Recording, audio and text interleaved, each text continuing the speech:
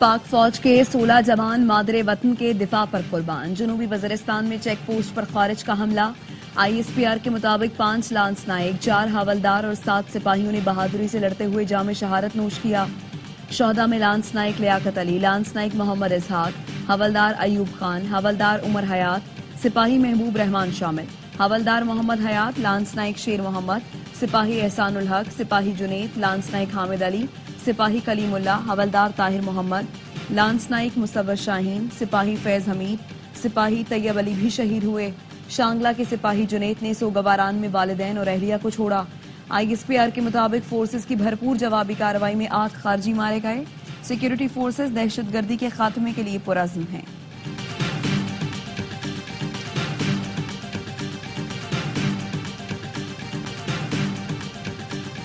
Field general court martial ने 9 मई वाकयात में मुलव्वस 25 मुजरिमों को सजाएं सुनाई।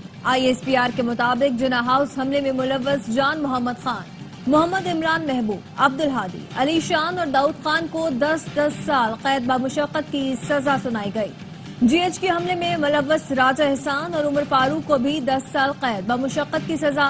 पंजाब रेजिमेंटल सेंटर मर्दान हमला केस में रहमतुल्लाह को 10 साल।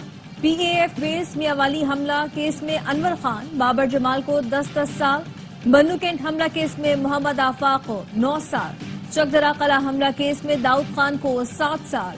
मुल्तान कैंट चेक पोस्ट हमला केस में जाहिद खान 4, खुरम शहजाद को 3 साल कैद व मुशक्कत की सजा सुनाई गई। ISPR के मुताबिक मुलव्वस मुजरिमों के खिलाफ नाकाबिले तरदीद शवाहिद इकट्ठे किए गए। ISPR ने मुजरिमों के एतराफी बयानात भी जारी कर दिए।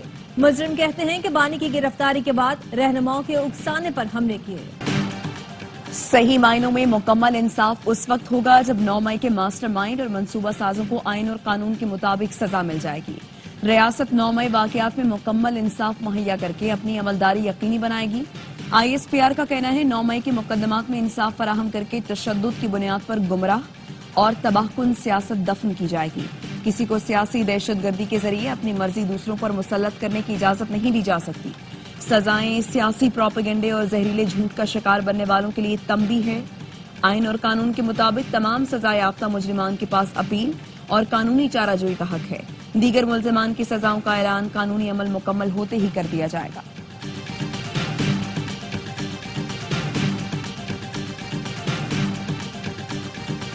भयानक दिन के मंसूबा साजों पर हाथ डालने तक सजाओं का सिलसिला खत्म नहीं होगा। वजीर दिफा ख्वाजा आसिफ का 9 मई के मुजरिमों को सजा सुनाने पर रद्द-ए-अमल। एक्स पैगाम में कहा, होना तो ये चाहिए था कि अमरीका बरतानिया की तरह फौरी इंसाफ होता। इस ताकीद ने मुजरिमों और उनके सहूलतकारों के हौसले बढ़ाए। वजीर इत्तेलात अता तारड़ बोले, जिन्होंने दहशतगर्दी की आज वो कैफिर किरदार को पहुंचे। बानी PTI ने मुल्क में तशद्दुद की सियासत की रिवायत डाली। PTI ने फौजी अदालत से सिविलियंस को दी गई सजाएं मुस्तरद कर दी। ऑपोजिशन लीडर उमर अयूब ने कहा, ज़ेरे हिरासत अफराद आम शहरी हैं, फौजी अदालतों में मुकदमा नहीं चलाया जा सकता। साबिक स्पीकर कौमी असम्बली असद कैसर ने मिलिट्री कोर्ट का फैसला बुनियादी इंसानी हुकूक की खिलाफ वर्जी करार दिया। कहा, इंसाफ के तकाजे पूरे नहीं किए गए, सजाएं हर फोरम पर चैलेंज करेंगे। सलमान अकरम राजा कहते हैं, मिलिट्री कोर्ट्स अदालतें नहीं होती। 26वीं तरमीम का मकसद ही यही था, बानी PTI को किसी तरह फौजी अदालत में लाया जाए। फवाद चौधरी का PTI से कोई ताल्लुक नहीं। चेयरमैन PTI बैरिस्टर गौहर ने वाज़ेह कर दिया। कहा, PTI फवाद चौधरी से मुकम्मल तौर पर लाताल्लुकी का ऐलान करती है। Fawad Chaudhary media, social media और टॉक शोज में PTI नुमाइंदगी की मजाज नहीं। फवाद चौधरी अपनी राय को PTI मौक़िफ़ के तौर पर पेश करने की मजाज नहीं।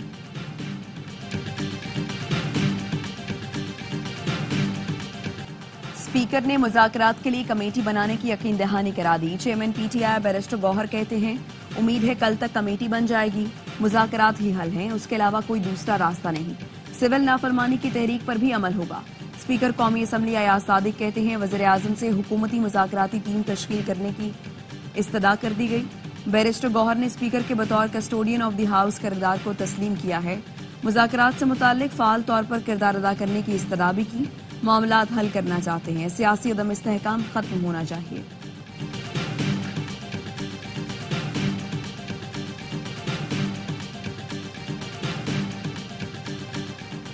बैरून मुल्क से पाकिस्तानी पैसे ना भेजें, बानी PTI की बहन ने कॉल दे दी। اڈیالہ جیل میں بھائی سے ملاقات کے بعد علیمہ خانم نے کہا حکومت کی نیت بات چیت کی نہیں لگ رہی، 2 مطالبات پر مذاکرات کا آغاز ہو گیا تو پیسے نہ بھیجنے کی کال واپس لے لیں گے۔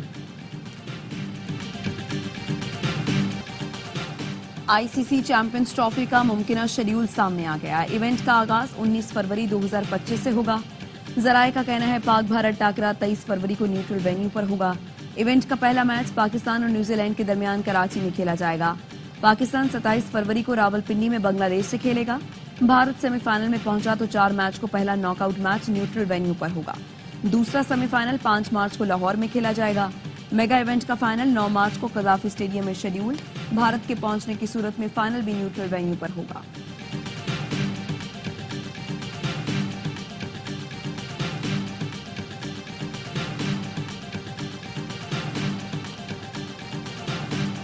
امید ہے چیمپئنز ٹرافی میں نیوٹرل وینیو کا فیصلہ آج ہو جائے گا۔ چیئرمین پی سی بی کہتے ہیں کراچی والوں کو خوشخبری ملے گی، شہر میں بڑا ایونٹ ہوگا۔ محسن نقوی اور کراچی کنگز کے مالک سلمان اقبال کی نیشنل اسٹیڈیم میں ملاقات۔ محسن نقوی نے سلمان اقبال کو ترقیاتی کاموں کے بارے میں بتایا۔ میڈیا سے گفتگو میں چیئرمین پی سی بی نے کہا 15 جنوری تک نیشنل اسٹیڈیم کا کام مکمل کر لیا جائے گا۔ کراچی کا پروجیکٹ لاہور سے زیادہ تیز مکمل کیا جا رہا ہے۔ کراچی کنگز کے مالک سلمان اقبال سے اسٹیڈیم اون کرنے پر گفتگو ہوئی۔ یہ کراچی کنگز کا ہوم گراؤنڈ ہے۔ چیمپئنز ٹرافی کے بعد نیشنل بینک اسٹیڈیم ایک زبردست وینیو ثابت ہوگا۔ بھرپور کوشش ہے عوام کو سستے داموں چینی کی فراہمی یقینی بنائی جائے۔ چینی کے سٹاک کی باقاعدہ نگرانی کی جائے تاکہ سپلائی چین متاثر نہ ہو۔ وزیراعظم شہباز شریف کی محصولات میں بہتری کے اقدامات سے متعلق اجلاس میں گفتگو۔ کہا شوگر انڈسٹری میں ویڈیو انالیٹکس کی تنصیب کے بعد وصولی میں بہتری آئے گی۔ چینی ذخیرہ اندوزی کا خاتمہ اور قیمتوں میں توازن قائم کرنے میں مدد ملے گی۔ ٹیکس چوری اور کم ٹیکس دینے والی شوگر ملوں کے خلاف سخت اور بلا امتیاز کارروائی کی ہدایت۔ ایف بی آر کی ڈیجیٹلائزیشن سے قومی خزانے کو اربوں کا فائدہ پہنچے گا۔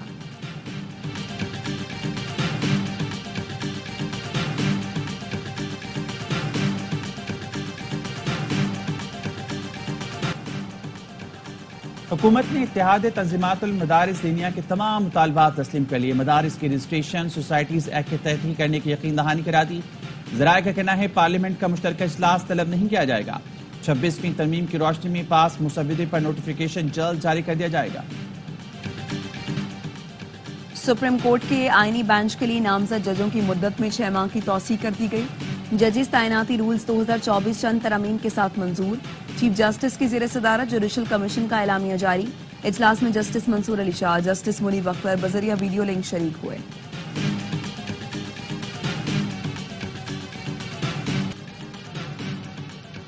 جوڈیشل کمیشن اجلاس سے پہلے جسٹس منصور علی شاہ کا ایک اور خط۔ سیکرٹری جوڈیشل کمیشن کے نام خط میں لکھا آئینی بینچ میں کتنے ججز ہوں اس کا میکانزم بنانا ضروری ہے۔ خفیہ ادارے کو کردار دیا گیا تو اس کا غلط استعمال ہو سکتا ہے۔ جوڈیشل کمیشن میں پہلے ہی اکثریت ایگزیکٹو کی ہے۔ پہلے فل کوڈ بنا کر 26ویں ترمیم کا جائزہ لینا چاہیے۔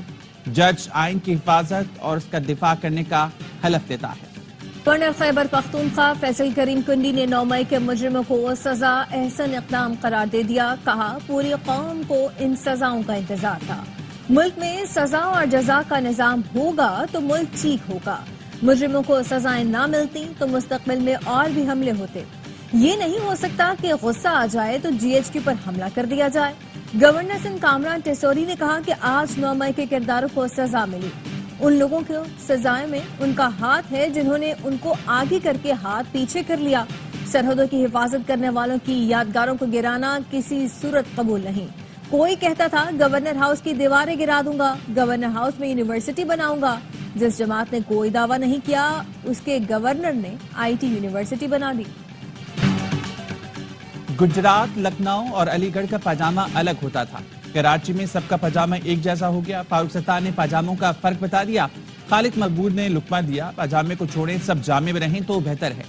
کہا ہم پاکستان بننے سے پہلے کے پاکستانی ہیں، ہم آپ کو تسلیم کرتے ہیں، آپ ہمیں تسلیم کریں۔ کراچی دشمنی بند کرو، پانی دو، پانی دو۔ پانی سے محروم کراچی والے مشتعل۔ جماعت اسلامی کے تحت شہر کے 15 مقامات پر احتجاج کے دوران شہری بے قابو۔ مظاہرین نے حسن اسکوائر سے گزرنے والے واٹر ٹینکر کے وال کھول دیے، ہزاروں لیٹر پانی سڑک پر بہا دیا۔ شہریوں کا کہنا تھا ہمیں پانی نہیں ملتا تو ہم بھی ٹینکروں کو نہیں دیں گے۔ احتجاج کے باعث پرانی سبزی منڈی عیسیٰ نگری اسٹیڈیم روڈ پر بدترین ٹریفک جام۔ حسن اسکوائر سے نیپا جانے والی سڑک پر بھی گاڑیوں کی قطاریں لگ گئیں۔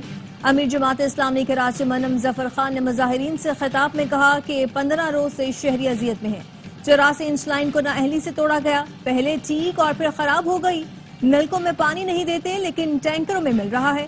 12 ارب روپے کا پانی فروخت کیا گیا۔ کراچی کا انفراسٹرکچر تباہ کر دیا گیا، یہ سیوریج کا کام بھی نہیں کر سکتے۔ کراچی میں دکھی تھی مزاحمت پر ایک اور شہری قتل۔ لواحقین کا کہنا ہے کہ 35 سالہ جمال خان چھینتے ہوئے قتل کیا گیا۔ پولیس کے مطابق مقتول جمال میٹروول سائٹ کا رہائشی، 2 ہفتے بعد شادی تھی، گھر میں تیاریاں جاری تھی، آبائی تعلق سوات سے ہے، 5 بھائیوں میں سب سے چھوٹا تھا۔ تنازع پر امن طریقے سے حل ہونے کے قریب ہے۔ ایک فریق نے مشاورت کے لیے 2 دن کا وقت مانگ لیا۔ مشیر اطلاعات خیبر پختونخوا بیرسٹر سیف کہتے ہیں کہ 2 دن کے وقفے کے بعد جرگہ دوبارہ شروع ہوگا۔ 1 صدی سے زائد پرانے تنازع کے حل کے لیے صوبائی حکومت سنجیدہ اقدامات کر رہی ہے۔ بہت جلد عوام پائیدار اور مستقل امن کے حوالے سے خوشخبری سنیں گے۔ گورنر خیبر پختونخوا فیصل کریم کنڈی نے کہا کہ کرم واقعات پر آج تک کے پی اسمبلی میں دعا تک نہیں کی گئی۔ 28 بچوں کی اموات پر سوچتا رہا مقدمہ صوبائی یا مرکزی حکومت پر درج کرایا جائے۔ دونوں حکومتیں روڈ کھولنے، خوراک اور ادویات پہنچانے میں ناکام رہیں۔ پاکستانی میزائل صلاحیتوں اور ڈیلیوری سسٹم پر مبینہ خطرات کا تاثر بدقسمتی پر مبنی ہے۔ مشرقی ہمسائے کی کہیں زیادہ طاقت پر میزائل صلاحیتوں کو نظر انداز کرتے ہوئے تحفظ دیا جا رہا ہے۔ ترجمان دفتر خارجہ کا امریکی سینئر عہدیدار کے تھنک ٹینک کے بیان پر رد عمل، کہا امریکی الزامات بے بنیاد، غیر منطقی اور تاریخ سے لا علمی پر مبنی ہیں۔ پاکستان نے 2 طرفہ تعلق کے لیے بے پناہ قربانیاں دی ہیں۔ امریکی پالیسیوں کے خطے پر اثرات کے نتیجے میں پاکستان بھاری نقصان اٹھا رہا ہے۔ پاکستانی صلاحیتوں پر اعتراضات بظاہر دوسروں کے کہنے پر کیے جا رہے ہیں۔ غزہ میں اسرائیلی فوج کی بیت لاہیہ اور جبالیہ میں پناہ گزین کیمپوں پر بمباری۔ نصیرات میں رہائشی عمارت پر میزائل اور کمال ادوان اسپتال پر ڈرون داغ دیا۔ 24 گھنٹے میں مزید 86 فلسطینی شہید۔ القسام بریگیڈ نے جبالیہ میں صہیونی فوج پر حملے کیے۔ سویڈن نے اقوام متحدہ کے ادارے اونروا کو مزید فنڈز دینے سے انکار کر دیا۔ سربراہ اونروا فلپ لازارینی کا کہنا ہے عالمی برادری کو فلسطین سے متعلق جواب دینا ہوگا۔ اسرائیل فلسطین میں قتل عام کا ذمہ دار ہے۔ یمنی حوثیوں کا اسرائیل پر میزائل حملہ، 16 افراد زخمی، میزائل تل ابیب میں گرا۔ اسرائیلی فوج کا کہنا ہے کہ فضائی دفاعی نظام پر میزائل کو روکنے میں ناکام رہا۔ حوثی سربراہ کا کہنا ہے کہ امریکہ، اسرائیل اور برطانیہ کے ساتھ حالت جنگ میں ہے۔ جنوبی افریقہ کے خلاف وائٹ واش مشہور قومی اسکواڈ آخری میچ کے لیے کیپ ٹاؤن سے جوہانسبرگ پہنچ گیا۔ کھلاڑی آج پریکٹس کریں گے۔ پچ تیز ہوگی، فاسٹ بالر محمد حسنین کو بھی موقع ملنے کا امکان۔ تیسرا ون ڈے کل کھیلا جائے گا۔ میچ بارش سے متاثر ہونے کا خدشہ۔ سیریز کے تمام میچ دیکھیے اے اسپورٹس پر براہ راست۔ افغانستان نے زمبابوے کو ون ڈے سیریز میں وائٹ واش کر دیا۔ تیسرے میچ میں میزبان ٹیم کو 8 وکٹ سے شکست دی۔ ہرارے میں 128 رنز کا ہدف آسانی سے 27ویں اوور میں حاصل کیا۔ زمبابوین ٹیم پہلے کھیل کر 127 رنز پر ڈھیر ہوئی۔